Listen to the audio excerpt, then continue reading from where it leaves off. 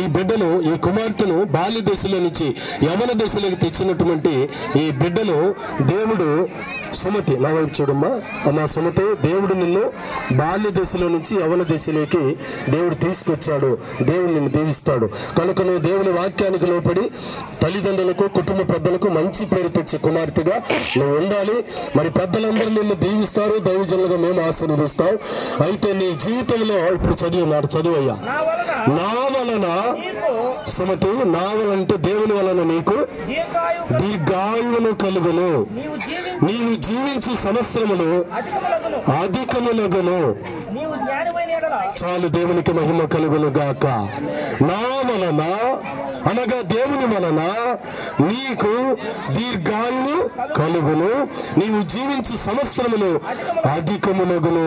దేవుడు నిన్ను వాక్యం వలన దీవించును. దేవునికి స్తోత్రం. హల్లెలూయా.